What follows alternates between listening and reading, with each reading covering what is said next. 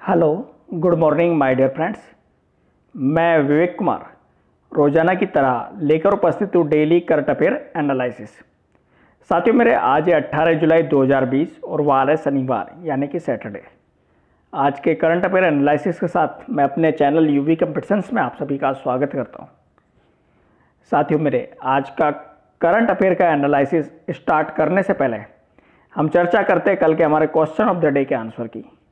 Last day हमने question पूछा था कि निम्न में से किसने कोविड-19 के बीच सुरक्षित हवाई अड्डा प्रदान करने के लिए भारत की पहली पूरी तरह से संपर्क रहित एयरपोर्ट कार पार्किंग की शुरुआत की है। Option A Nagpur international airport, option B Hyderabad international airport, option C Sanganer international airport और option D Indira Gandhi international airport. साथियों, मेरे इस समय वर्तमान में कोरोना वायरस महामारी चल रही है, तो कोविड-19 के बीच सुरक्षित हवाई अड्डा प्रदान करने के लिए भारत की पहली पूरी तरह से संपर्क रहित एयरपोर्ट कार पार्किंग की जो शुरुआत की है वो की है हैदराबाद एयरपोर्ट ने, यानी कि हैदराबाद इंटरनेशनल एयरपोर्ट ने। ऑप्शन बी राइट आंसर था कल के हमारे क्वेश्चन का, हैदराबाद इंटरनेशनल एयरपोर्ट ने। शुरुआत किसने की है? जीएमआर हैदराबाद इंटरनेशनल एयरपोर्ट ने कोविड-19 के बीच सुरक्षित हवाई अड्डा प्रदान करने के लिए पूरी तरह से संपर्क रहित कार पार्किंग शुरू की है। साथियों, इसके अतिरिक्त बात की जाए तो इसके अतिरिक्त GHIAL ने NPCI यानी कि national payment corporation of India के साथ मिलकर अपने NETC national electronic toll collection FASTag car parking का भी विस्तार किया है। पार्किंग का भुगतान सीधे प्रीपेड खाते से linked reloadable electronic radio frequency identification tag का उपयोग करके किया जा सकेगा, जो पार्किंग शुल्क से स्वचालित भुगतान को सक्षम बनाएगा। साथियों, NPCI national payment corporation of India भारतीय राष्ट्रीय भुगतान निगम, जिसके MD और CEO दिलीप असबे, और इसका प्रमुख मुख्यालय कौन सा है? महाराष्ट्र के मुंबई में। साथियों, ये था कल का हमारा क्वेश्चन, जिसका राइट आंसर था option B Hyderabad international airport. सफलता उन्हीं लोगों को मिलती है, सफलता उन्हीं लोगों को मिलती है जो रिस्क लेना जानते हैं। और इसी रिस्क के साथ, इसी मोटिवेशन के साथ शुरू करते हैं आज का हमारा करंट अफेयर्स जीके का एनालिसिस। क्वेश्चन संख्या 1 से, निम्न में से किस भारतीय प्रौद्योगिकी संस्थान ने दुनिया की सबसे सस्ती कोविड-19 डायग्नोस्टिक किट कोरोश्योर विकसित की है? Option A IIT Delhi, option B IIT Kanpur, option C IIT Roorkee और ऑप्शन डी IIT पटना। साथियों, मेरे कोरोश्योर कोविड-19 डायग्नोस्टिक किट जिसे विकसित किया है IIT दिल्ली ने, ऑप्शन ए राइट आंसर है IIT Delhi Indian institute of technology Delhi. भारतीय प्रौद्योगिकी संस्थान दिल्ली ने इसे विकसित किया है। ICMR approved, IIT Delhi developed and engineered by IIT Delhi. साथियों, मेरे केंद्रीय मानव संसाधन विकास मंत्री रमेश पोखरियाल निशंक द्वारा इस किट को लॉन्च किया गया है। इस किट को Indian council of medical research यानी कि ICMR और drug controller general of India DCGR से भी मंजूरी मिल गई है। IIT दिल्ली द्वारा विकसित की जाने वाली कोरोश्योर किट अन्य किटों की तुलना में बहुत सस्ती है और इसे दिल्ली NCR स्थित न्यूटेक मेडिकल डिवाइसेस द्वारा निर्मित किया गया है। इस किट के लॉन्च से कोविड-19 RT-PCR परीक्षण की लागत में उल्लेखनीय कमी आने की संभावना है और इसी के साथ ही IIT Delhi real time PCR आधारित नैदानिक परीक्षण के लिए ICMR की मंजूरी प्राप्त करने वाला पहला अकादमिक संस्थान भी बन गया है। नेक्स्ट, क्वेश्चन संख्या 2, निम्न में से किस राज्य की पुलिस की महिला सुरक्षा विंग द्वारा कानूनी सहायता केंद्र सिम्बायोसिस लॉ स्कूल हैदराबाद के सहयोग से साइबर हर अभियान शुरू किया गया? Option A Rajasthan, option B Telangana, option C Andhra Pradesh, option D Karnataka. साथियों, मेरे ये जो अभियान है, अभियान कौन सा है? साइबर, जिसको कि कानूनी सहायता केंद्र सिम्बायोसिस लॉ स्कूल हैदराबाद के सहयोग से विकसित किया है और ये विकसित किया है तेलंगाना की महिला पुलिस ने।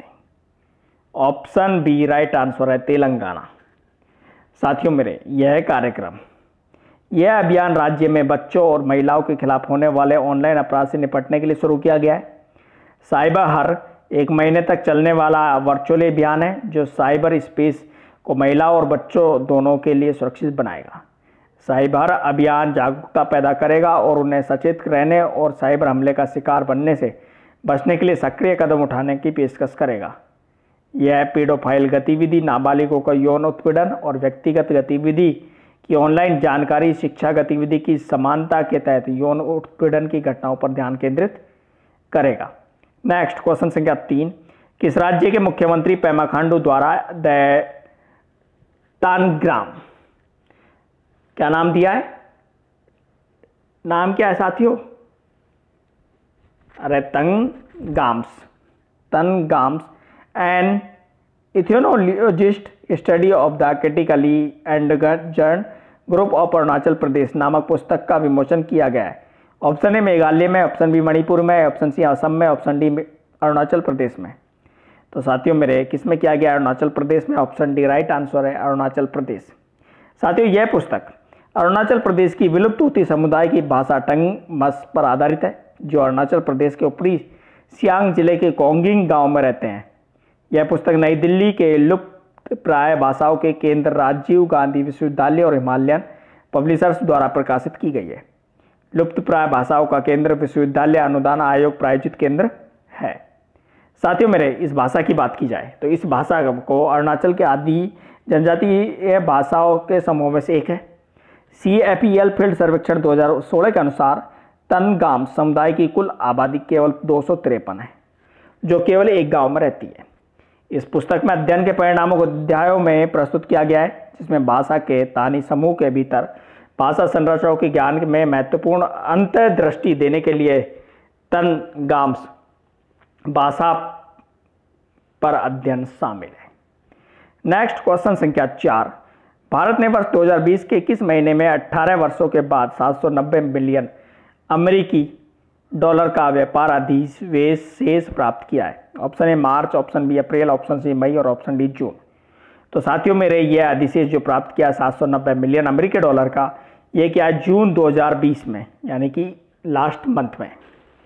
साथियों इसके लिए बात की जाए तो वाणिज्य और उद्योग मंत्रालय के हालिया आंकड़ों के अनुसार भारत ने जून 2020 में 790 मिलियन अमेरिकी डॉलर का व्यापार अधिशेष प्राप्त किया है। यह अधिशेष 18 वर्षों के बाद पहली बार दर्ज किया गया है। कच्चे तेल, सोना और अन्य औद्योगिक उत्पादों की घरेलू मांग में कोविड-19 प्रेरित कमी के कारण देश का आयात काफ़ी कम हो गया था। इसने 21.11 बिलियन डॉलर के आयात और 21.91 बिलियन अमेरिकी डॉलर के निर्यात के साथ एक व्यापार अधिशेष प्राप्त किया है। नेक्स्ट क्वेश्चन संख्या 5, भारतीय सशस्त्र बलों को पूंजी अधिग्रहण के मामलों के लिए विशेष वित्तीय शक्तियां किस सीमा तक दी जाती हैं? Option A 100 crore, option B 200 crore, option C 300 crore, option D 400 crore. साथियों विशेष वित्तीय शक्तियां जो दी जाती है वह दी जाती है 300 करोड़ की सीमा तक। ऑप्शन सी राइट आंसर है, 300 करोड़ की सीमा तक। साथियों रक्षा अधिग्रहण परिषद DAC की अध्यक्षता रक्षा मंत्री राजनाथ सिंह ने की थी। DAC का यह कदम भारतीय सशस्त्र बलों को उनकी उभरती परिचालन आवश्यकताओं को पूरा करने में मदद करेगा।